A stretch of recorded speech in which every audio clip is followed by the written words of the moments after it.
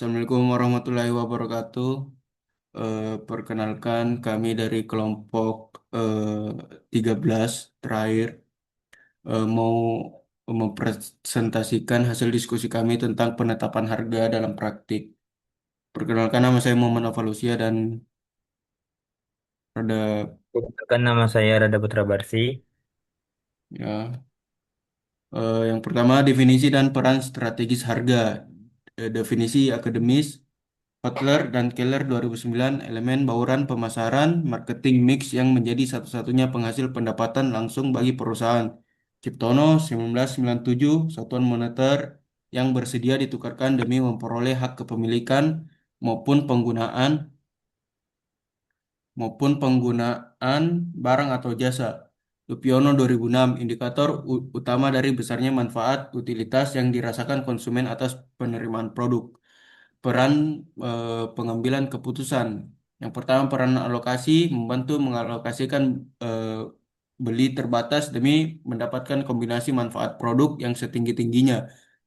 Peranan informasi mengedukasi konsumen mengenai karakteristik produk, misalnya asimetri informasi di mana harga tinggi sering diasosiasikan dengan kualitas superior. Sisi produsen berdampak langsung pada penerimaan, biaya total, dan tingkat keuntungan perusahaan. Faktor dan tahapan penetapan harga. Yang pertama faktor langsung. Yang kedua faktor tidak langsung. Yang kelima adapun tahap Stanton. Yang pertama estimasi permintaan pasar. Yang kedua evaluasi kondisi kompetisi. Ketiga target pangsa pasar. Keempat pemilihan strategi harga. Yang kelima integrasi politik pemasaran. Skimming dan penetration pricing. Skimming price menetapkan harga setinggi-tingginya di awal siklus rilis produk baru untuk menutupi pengeluaran R&D dan promosi secara instan. Kondisi ideal, fase perintisan atau produk sangat inovatif. Yang kedua, sensitivitas harga konsumen rendah, permintaan inelastis. Yang ketiga, membatasi permintaan awal agar sesuai dengan kapasitas produksi yang masih terbatas. Penetration price, menetapkan harga serendah-rendah untuk untuk merebut volume penjualan, penguasaan pangsa pasar, dan loyalitas pelanggan secara masif. Kondisi ideal, yang pertama permintaan pasar sangat elastis. Yang kedua, terdapat skala ekonomi yang signifikan. Yang ketiga, ancaman kompetitor pendatang baru sangat tinggi. Studi kasus Apple iPhone. Apple secara konsisten merilis model iPhone terbaru dengan label harga premium tertinggi demi menyasar kelompok konsumen perintis yang kurang sensitif terhadap harga. Pola penetapan harga tinggi pada fase awal ini terbukti efektif mengembalikan biaya riset, teknologi baru serta kampanye pemasaran masif secara cepat sebelum muncul kompetitor sejenis di pasar ketika model baru rilis di tahun berikutnya. Apple menurunkan harga model sebelumnya, menarik segmen pasar kelas menengah ke bawah yang lebih sensitif harga. Yuk, dilanjut.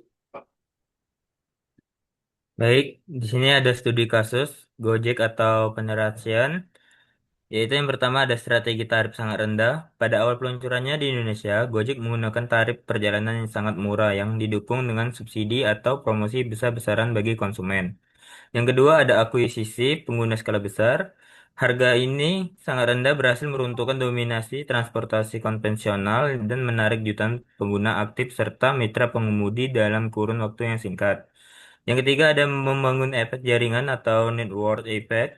Setelah menguasai pangsa pasar mayoritas, Gojek perlahan menyesuaikan tarif ke batas normal dan memperluas ekosistem layanan seperti GoFood atau GoPay untuk mengunci loyalitas pelanggan.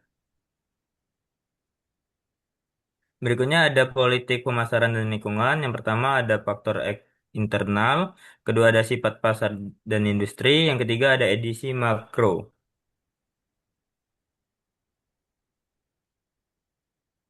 Di sini ada 6 langkah proses penetapan harga. Yang pertama yaitu menetapkan tujuan, mendefinisikan target utama, kelangsungan hidup bisnis, maksimalisasi laba, penetrasi pasar, atau kepemimpinan kualitas produk.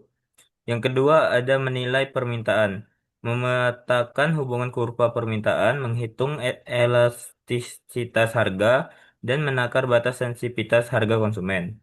Yang ketiga ada estimasi dan analisis, menganalisis perilaku berbagai jenis biaya atau biaya tetap, variabel, total, dan mengevaluasi harga dan penawaran kompetitor.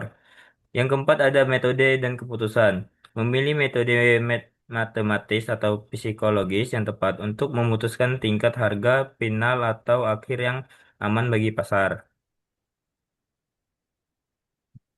Yang psikologi harga aja. Ya. Di sini ada metode markup dan psikologi harga. Psikologi harga konsumen, metode penyesuaian harga berdasarkan kognisi dan emosi pelanggan. Itu ada harga referensi membandingkan harga saat ini dengan acuan internal, memori atau standar pasar. Yang kedua ada prestige preaching, menetapkan harga tinggi demi melahirkan citra mewah dan kepemimpinan kualitas. Yang ketiga ada outreaching akhiran harga ganjil. Misal dari harga 1 juta menjadi 9.990 perak agar terasa lebih terjangkau. Oke, mungkin itu saja presentasi dari kelompok kami. Kurang lebihnya mohon dimaafkan. Assalamualaikum warahmatullahi wabarakatuh.